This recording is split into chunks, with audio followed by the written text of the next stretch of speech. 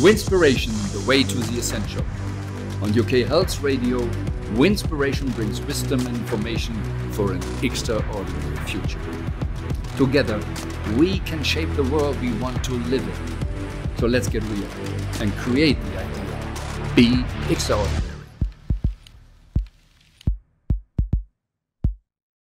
Welcome to another episode of Winspiration Radio, and we want to give you today special information regarding maybe your health, your immune system. And the special guest today is Dr. Stefanie Merse. She is a medical doctor, so she went the classical way, studied in Germany, but she was not satisfied with what you all learned at the university and studied so much more. She studied how frequency can influence and heal the body, has invented even medical devices, and especially also in the COVID problems. She is very educated in this, created a symposium for educating people who are doctors or working in the health field about long-term COVID problems, and even wrote a book, interesting book, Blackout, what happened especially also for the medical area, the health area, hospitals, if no electricity is there. So very enormous spectrum what she is studying, and you could say a holistic doctor. So it's a real pleasure to have you today here in the show. Stefanie, thank you for joining us, and maybe you like to add something or correct something what I said. Thank you very much for this invitation, Wolfgang. I'm very proud to be here in the UK Health Radio. It's the first time for me, and I hope my English is sufficient for a very good talk with you. Yes, I am a late doctor. I started to study medicine in the age of 30. In my first life, I was a teacher at school. And I discovered that medicine is one of my hard things I want to do. I had the idea when I was a teenager, but there were some stones in my way. The first stone was to get the license to go to the university. My background, my parents are normal workers, and I'm the first in my family who got the license to go to the university. And I decided to start medicine in the age of 30 in the part of my life when I was a young mother with 3 sons. And we had a lot of experience together to study, to be a mother, to care, and to work at the same time. And I learned both the conventional medicine, which is taught at the university, and at the same time, I studied a lot of natural medicine. And I had a lot of very good teachers who made this way for more than 30 years with a lot of experience. But that was besides the university. You just mentioned I learned this at university, and then I had teachers outside the university. Yes.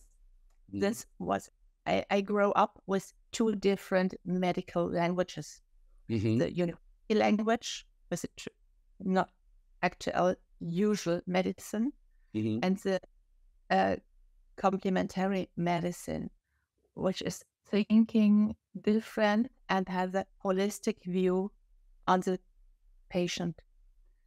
And sometimes I go out of the classroom at the university and was thinking, okay, today you told me what you don't know. I have a question. Yes, you mentioned the word complementary, or like in Germany, we always talk about the alternative or whatever. Is it really complementary? for sure it could be, but when you studied these two, or was it also more contradicting? I think we can treat the patients very well when we know everything. That what the university medicine can do, and that what is common from the elder generation, what is from different perspectives in the natural medicine. And if you are able to put all this together and you have a pool of all these different methods, you can choose what is important for this special patient. Okay, so that means if you only study alternative, you miss something out. If you only go to the university, you miss something out. We have a kind of limited education. Every medicine builds up a part of medicine. Mm-hmm. And in this time, we are in a situation where we need different tools to treat the patient very well. Mm-hmm. We need to know a lot of infection disease. We need to know a lot of pharmaceutical medicine. We need a lot to know about herbal medicine. We need a lot to know about the power of word, for example. Mm-hmm. And this is a part in the medicine that's very new. Mm-hmm. A lot of people have heard of the placebo effect. Yes. Yeah. Mm-hmm. You give a pill without drug, and it works. Yeah. And now you discover how it will be work. Yeah. Sometimes it's the imagine it might have the power to save you. And another effect is a nocebo effect. Mm-hmm. If you tell everything the medical drug can make, this effect can be induced by the words or the knowledge. Mm-hmm. For example, there's a medication to lower the blood pressure. Yeah. And they've listed that men can have problems with their erection. Mm-hmm. If you tell the patient it might happen, most of the young patients have this phenomenon. If they don't know that it might happen, they have problems. And there's a nocebo effect. And that is a form of communication that is important to teach the young medical students in young times in the first classes. The power of the words. The power of the energy. But there was just a nice, nearly a nice situation. Like the nocebo effect is also the doctor says, oh, you have 3 months to live, 6 months to live. And people believe it. And we have the term self-fulfilling prophecy for it. Why you think you just were the placebo? If there was no healing, even if there was no, if it was a kind of whatever, chocolate pill or whatever, not medical stuff in, why the so-called science medicine is so upset and rejecting it? Because we should be happy at healed, and we should look more into it. There's a change. In former times, it was rejected, and nowadays it will be used. There are a lot of experience in the neurological field, in the pain treatment, and there they discovered that it works. Yeah, and there are a lot of papers who tell us how it works, and sometimes it is you are focused on it. If you have back pain and take 3 times a pill against back pain, you have a focus on that pill that it works to lower the back pain. Yeah. And so the mental support this effect in the body. This is one kind of explanation how it can work. And you told me 2 sentences ago if the doctor would say something about the lifetime, the ending of the lifetime. There are studies who show if you say you have 6 weeks, 80% of the patients go after 6 weeks and leave this planet. If you tell the patient, I don't know how long is your lifetime, we can see it afterwards, how long, if you have 6 weeks, 6 months, or 6 years. But I can't tell you because I don't know. Then this patient can use self-regulation to influence these cells, and the lifetime can be much longer than we expect. This is also not just a nocebo factor, it's just also, or the nocebo might work so well because we have the doctor on a pedestal, so it's an authority. What he says, we believe more stronger. So if it's, like you said, open 6 weeks, months, years, and everything, so that is not a clear direction. So I don't need to follow these advice. It's a strict order.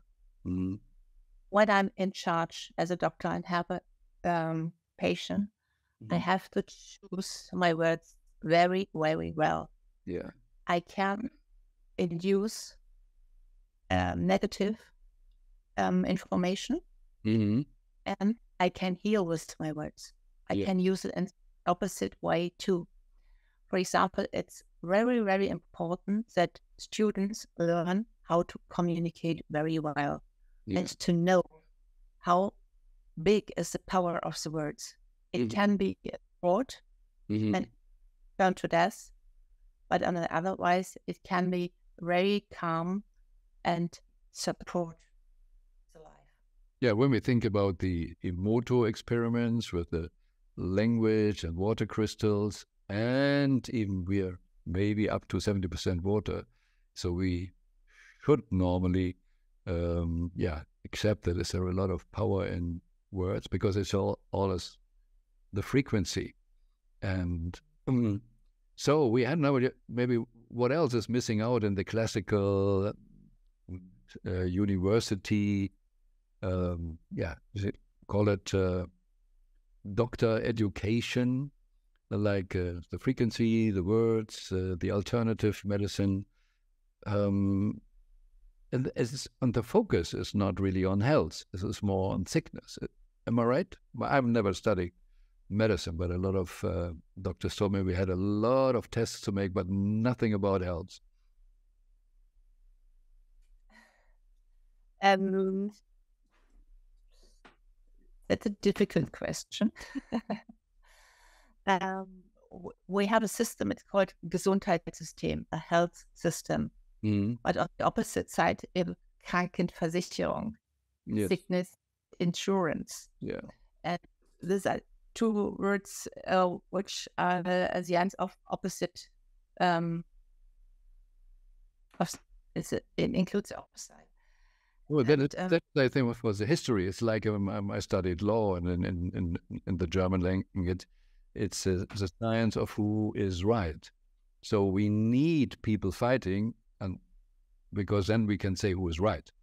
So I never was trained to avoid the fights, the opinions, and so moderation or mediation was never in my study. And the sickness insurance don't pay you for prevention. You need to be sick before they pay something. I hope it's just a historical thinking, and we change more and more of it. The medical system has changed. In former times, it was to make patients healthy and to support that they stay healthy a very long time. It's history from China that the doctors only paid until the patients were healthy, and in the case they were ill, the doctors had to cure them for free. Mm-hmm. And the point of prevention is nowadays going into the mind, and the patient want to do more to get longer healthy. Mm-hmm. They want to have advices. What can I do? How much hours should I sleep? How many water should I drink? What nutrition is healthy? And what points I should avoid. Are you talking about water and nutrition? Is it really part of the university education? I also hear not so much. A few hours are spent with this really, and this part is growing and might grow. It's called prevention medicine. It's upcoming and growing. And I am very proud that I was over 7 years responsible for teaching communication to the medical students. At the university, we built up a center, a simulation center, and we were working with actors. The actors learned the role, how to behave, how to simulate, for example, a heart attack. And students get a real setting of the ambulance, and then they have to treat the actor patient like a real, and often they didn't know it was an actor, and they have to treat him. And the part of the communication was important. How was the outcome in this field? Because the actor had different options to act. And if communicate very well, they get a lot of information and come to the right solution and can save the patient. Or in other field, if they communicate less or bad, they got less information and the actor patient might die. And these trainings were very, very important. And nowadays, every university in Germany has such a simulation center. Wow. It's one of the medical teaching. Super. Very interesting. Very interesting. I know you're familiar with what I call just a frequency medicine or whatever. We had years ago talks about essential oils and other, and I couldn't really understand when I take this plant or this oil that I can heal this and that. How did they know what to do? But I learned that the organs or these oils have different frequency, and then they know what to do. And can you please explain a little bit more about that? We have a big knowledge from the history of the plants. If you get the old books from the 15th, 16th, 17th, 18th century, it was written down very specific. What is the special of this plant? Where is it growing? What kinds of essential it offers to us? Which part we can use? And one part is very important to use, how to know how much, because if you use less, it can be healthy. If you use a lot of the same plant, it can be very toxic. And this is very special knowledge, and a lot of this traditional knowledge we forget, and it was not delivered the last 2 or 3 generations. All the people got it from their mother, their grandmother, and they know what to do, Yeah. And today we have to re-educate this traditional form of medicine. Yes, because of our, at least in Europe, all the so-called witches were burned, so who had a different opinion.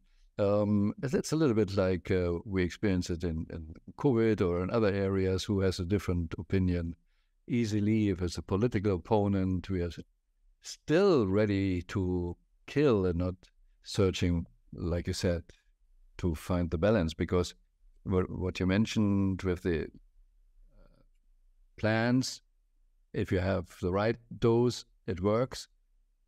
Less and not enough, it doesn't work. Too much, it can be awful and even killing. But we have it in everything. If I work too much, not enough. If I go in a gym and I do too much, it can kill me also. That's why it's nearly every wise system says it's so important to have the right balance. So what is the right balance for a human? The right balance is individual. A newborn child needs other treatment than a teenager or a younger ager or an elderly people. And so you have to find the balance for in every age of your lifetime. Or even in the age for the individual. Like I'm born after the big war. So my parents were happy when we had food on the table, and the classical saying, you eat what is on the table.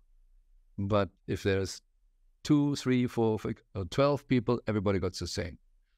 Different ages, well, no topic. Different energy system. No, so everybody had the same. So do we really need totally different thinking and more individualizing?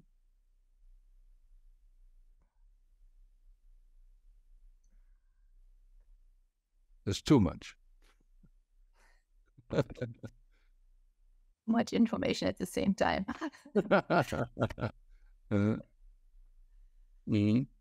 And in the age of the 50s and 60s years, we have other Herausforderungen. I don't know the word. Challenges. Challenges. Mm-hmm. It was a time of rebuilding the society.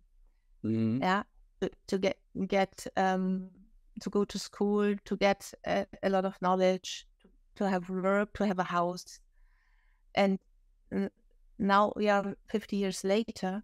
We have other challenges. Mm-hmm. We have a flat where we can live. We have a roof over our head. We live in safety. We have water from the tap, which we can drink. We go around the corner to buy food, and we have another. We have a lot of. Well, how can I explain it? We have a change in our constitution and in our immune system. Yeah. The last 20 years, the electric advices Mm-hmm. have changed. Okay. 20 years ago, Mm-hmm. it was extraordinary that you have your own PC at home. Mm-hmm. Now you have a PC in your cell phone. Mm-hmm.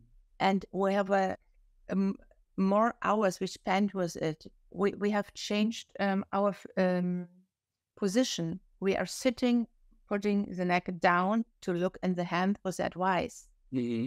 We are not walking so much.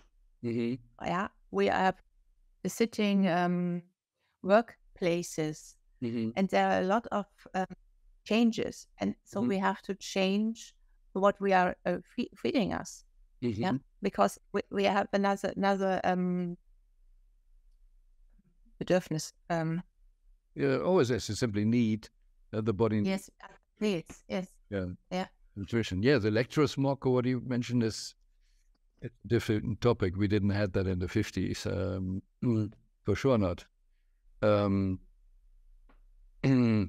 Yes, I remember something, not actually what we did, but at the time when I had my law office and I had the PA secretary sitting in front, and she was sitting on a computer, and then there was a printer or a fax machine or whatever. And it was interesting in the afternoon, she made more mistakes. And we didn't realize it really. We saw, okay, there was a lot of mistakes, but not thinking about electrosmog. Maybe she just was not in full intention. But then we got something for the chair, and there was a kind of magnets in and everything. So something changed, and suddenly she did less mistakes, and because it protected her from the electrosmog. At least we believed it at that time. And so, I mean, you're nodding. So then comes the question: what is your advice or your view on this? How can I protect myself best today? One part which I prefer is go in contact to the nature. Mm-hmm. So recharging all the time. It is a kind of recharging. Go out in the forest and pull off and go in contact with the ground. Yeah, barefoot. And yeah.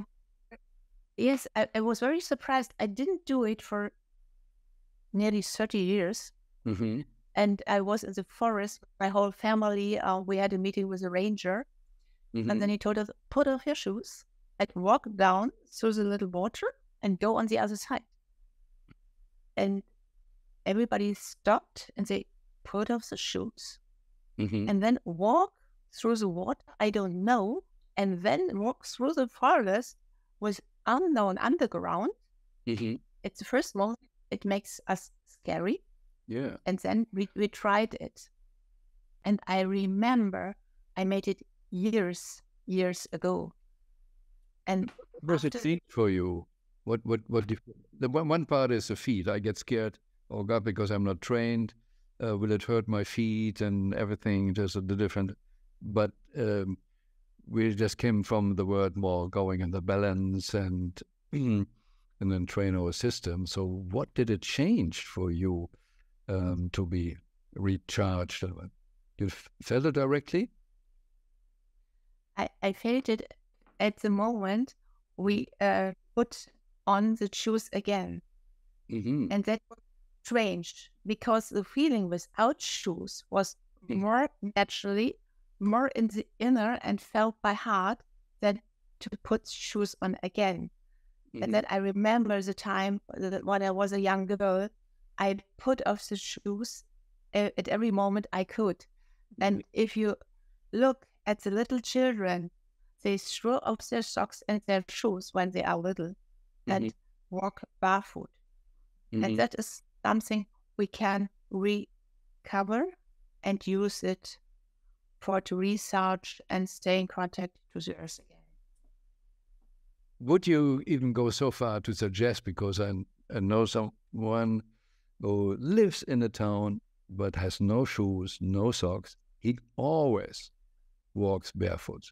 And even, if I remember right, Steve Jobs had once a period he always walked barefoot. Would you really suggest this? No, I prefer the balance. Use both, but in a balanced way. Not only shoes and not only barefoot. Use both when it is possible. Okay, when it's possible. Just the wording, when it's possible, gives me here maybe the possibility to talk with you about your book. You wrote a book, Blackout. So then, and it's a very interesting story, touching, and was a lot of ahas for me.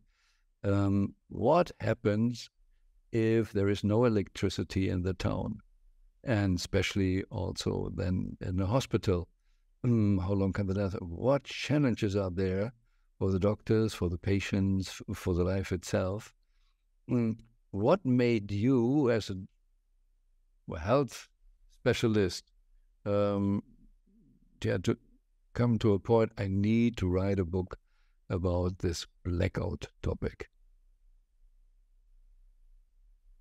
Yeah, a blackout came to me nearly 2 years ago. I got it in my mind and thought about what might happen, because we had a lot of books and films about this topic, but not of the medical view. And I started to think what might happen in my consultory, what might happen in the hospital, what might happen in my neighborhood. And I started to think, would I be possible to save the 200 people which live very close in my neighborhood? And I start to think, what will happen at first if the electricity is away? What might break down and which challenges we have to survive? And this was the beginning point, the starting point of collect informations. But it was not in the beginning about the hospital, just the people in your street and so neighbors. Okay. Yes. And I was first thinking, then searching, then I had a lot of interviews, for example, with firemen who are responsible for our medical treatment in our city. I asked with impression who are responsible for energy, who are responsible for water, and I got a lot of information. And the first idea was to write a handbook for the other medical doctors how to treat patients, because if there is no electricity, you don't have sonography, you don't have an EKG for electrocardiography, you don't have a laboratory. And the only things what you have are your senses. Yeah. And the backup book is called Medicine with Seven Senses.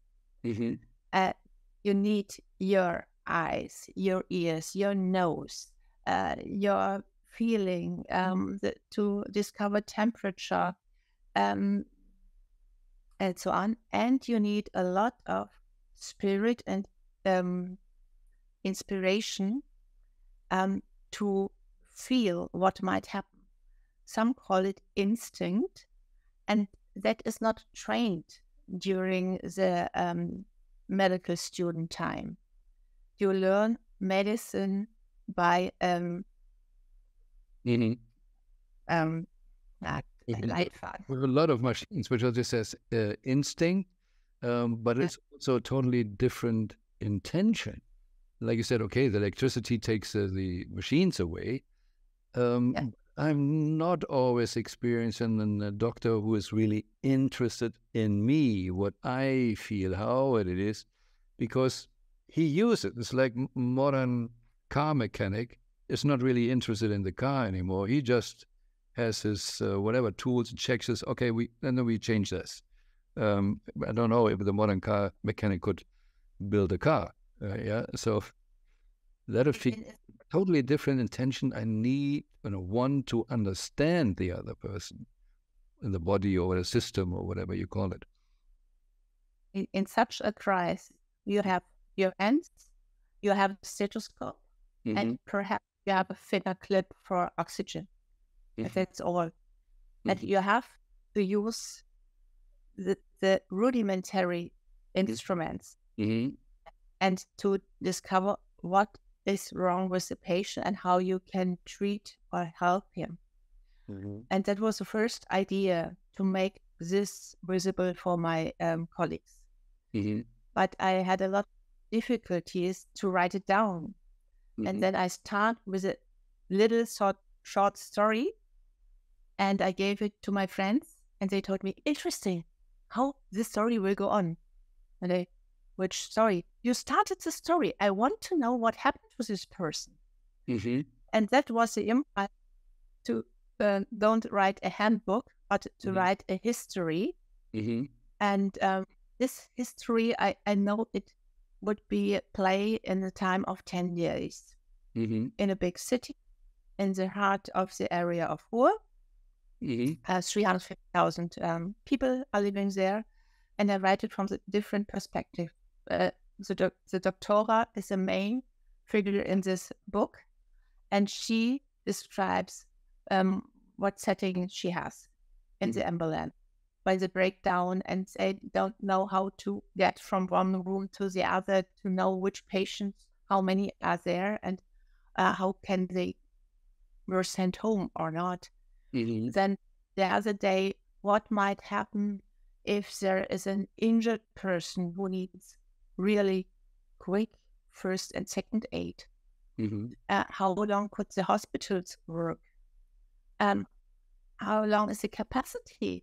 And now, after I wrote the book, a lot of medical directors read it and started to investigate how much time could our hospital be in charge and give service. Yeah.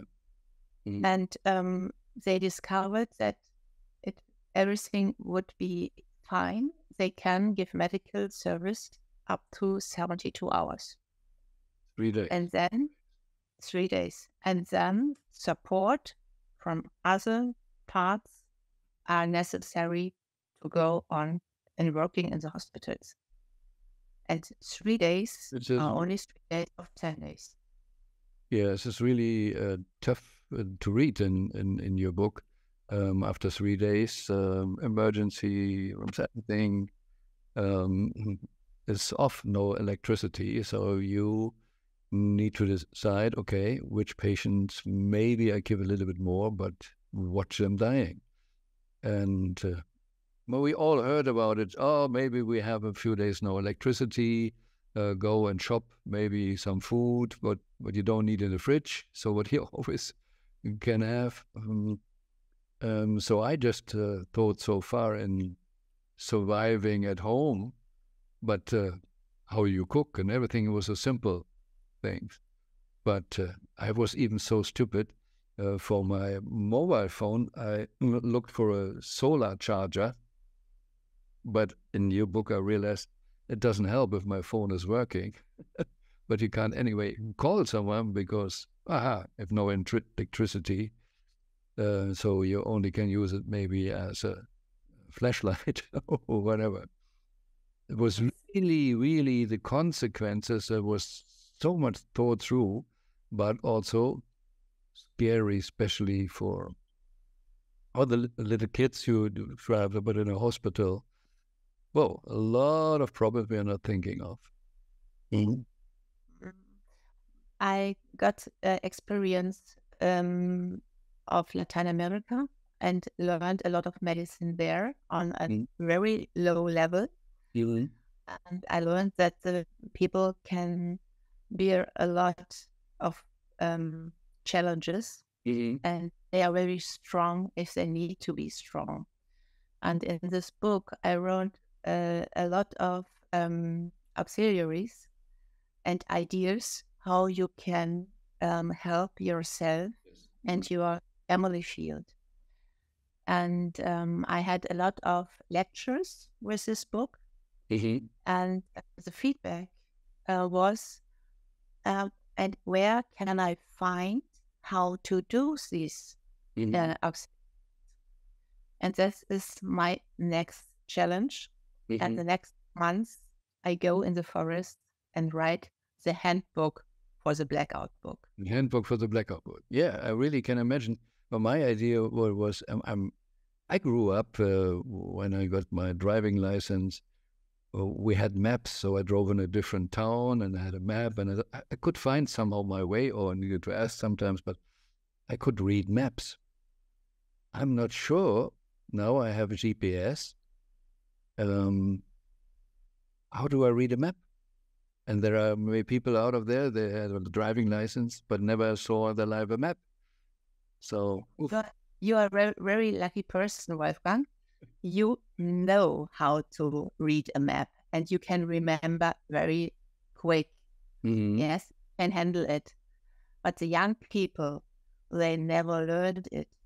Yeah, if their a smartphone drops down and is offline, some of them would have problems to find back their home or to visit their friends without navigation. And this is one point you should train. I give the advice, if you want to imagine what might happen by a blackdown, go to your home and put it in the afternoon at 4 p.m. lose all electricity down and look what happened till you go to bed. And you can imagine in this few hours, what challenges you have to handle in your own home. Okay, in such a short time, for sure I can get stressed. Just once lost my phone. My whole life was in there. It's not just phone, I still call it phone, but everything was in there, all connections, all that. It's like today also, I grew up when we had the phone, we needed to dial a number, not just press a button. And my finger knew which number to dial. I remembered a lot of phone numbers. And this means also from the brain, developing areas in the brain.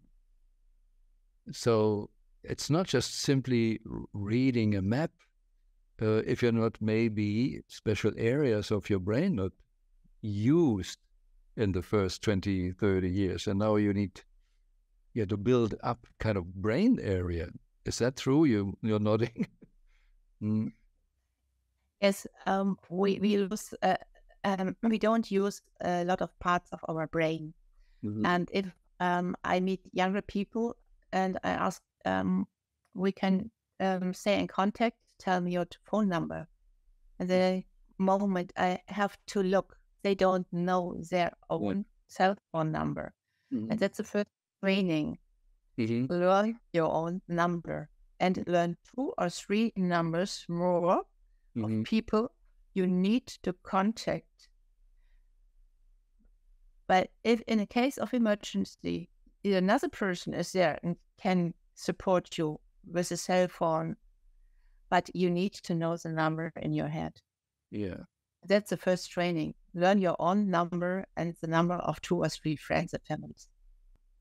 So there was one tip, learning important numbers. You especially need in the emergency, learn the phone numbers.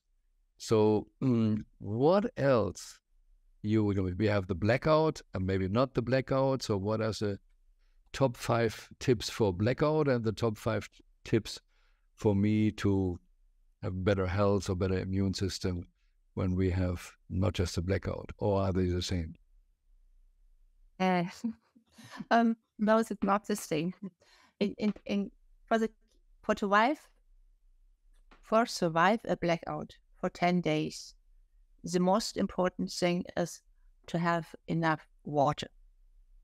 It's not sure that you get water out of the water tap. And need minimum 2 to 3 liters per day per person. And that minimum for 10 days. And so everybody can count how much liters you need water in your garage or wherever. But store a little bit of water, because a minimum in the best times, 3 days, probably in 10 days, you can get water from outside. The second part is if you need medication frequently, have medication for minimum 2 weeks till 3 months at home. Because if we have this extraordinary situation, we need a time till the usually ways will work again. The second, if it will be cold outside, have enough to keep you warm. The easiest is a rescue Notfalldecke, rescue decke. Emergency ticket, I don't know what you mean, the gold. Yes, the gold silver aeroplane. It can keep you warm and protect from water. Mm-hmm. It doesn't need a lot of space, but everyone should have one of these. Okay. Mm-hmm. Yeah. Then Was it number 3 already? No, number 4. number 3, alpha, have something to eat which can give you energy, and you need not to cook. Mm-hmm. For example, some nuts or a tin of fish. Mm-hmm. It gives you a lot of energy, and you need not cook. Mm-hmm. Yeah, look what you like and have for Sunday energy spenders. Mm-hmm. Mm-hmm. And the 5th is talk with your family, your friends, how you can stay in contact. Yeah. To think about where can we meet us, where lives the next person I want to have contact to, and how can I get there? By foot, by bicycle, and make this context safe. You need to make sure that you're not alone in this crisis, and it's an important step to know which are your neighbors. Mm-hmm. And if they know your neighbor and have a good neighborhood, it might be very easy to survive. And so make sure that you know your neighbors and your families and how to contact them. Great. Thank you. Valuable tips. So now we have no blackout. And you said it's different. So what is your top 5? What I should do to be in good energy, shape, health, immune system? Okay. Yeah. Be in balance with your soul, with your body, with your spirit. That's a top one, I can tell you. Mm-hmm. The second is look for the balance of working and sleep. Mm-hmm. Look what you are feeding your body. Mm-hmm. Make sure that you are drinking enough water. Mm-hmm. And make sure that you have healthy, good contact to people you like. And we are creations. We need contact to each other. And the very healthy thing is a 1-minute hug. Yeah. Mm-hmm. If you want to get the most important impulse to be healthy, give a hug to a person you like for 1 minute. Wow. That's the way you need to be in contact, and you feel how the heartbeats get similar. Mm-hmm. You stay in contact, and this energy is a very healthy impulse. So the best way to hug is then from heart to heart, so the right side. Okay. And 1 minute. That's important. And in 1 minute, yeah. Yes. Mm-hmm. Because when we were not born yet in the womb, because we always heard a kind of heartbeat. Has this something to do with that? It's very familiar. We hear the heartbeat inside the body of our mom. Mm-hmm. And we learn to decide from calm times with low heart beating, and we discover when it is stressy for the mom. We get the hormones and the quick heartbeat. This we learned and trained before we were born. Mm-hmm. And in the way we have a hug and we go in contact, in frequency, we remember how to feel well. And the 1 minute hug gives the impulse to put oxytocin. And oxytocin is a hormone which makes quiet, safe, and it's a very good impulse to be healthy. So both times, the both situations, but as I said, it's very important to have the contact to the right, good person. So how can people contact you? It's very easy. I work in Bochum, and over the homepage of the practice, you can reach me. Okay, so we will give the address here and this. Stefanie, thank you very much for the insight, and thank you for also doing this in English. Well, I know that's not your daily task to speak English, but like with the blackout and all the other stuff, you're so, from your intention, going so much deeper than a lot of other people are doing and doctors are doing. It's really a pleasure. And I know that we're just scratching the surface, and there's so much more we can go in, especially with all the COVID stuff, because we don't talk today about it, how advanced you are also there, and your knowledge and your connection to the right people and teaching. Interesting combination, teacher and a doctor who is interested to really understand the body and the humans. Thank you for that, and looking forward to have one day another show with you. Thank you very much. Thank you very much, Wolfgang, and have a good time and stay healthy. You know how. This was another episode of Winspiration, Wisdom and Information to support you getting out of illusions, false identifications, limiting beliefs. We all have the power and potential to be more, do more, have more, give more. Reality is what is possible in the universe, and the best is yet to come. If you want to dive deeper into possibilities of creating the extraordinary future, go to winspiration.global or to wolfgangsonnenburg.com. More information and some free downloads like the email program Dream Goals Reality or a copy of the book The Best Is Yet to Come can be found on the UK Health Radio website under the Listen on Demand and Presenters section.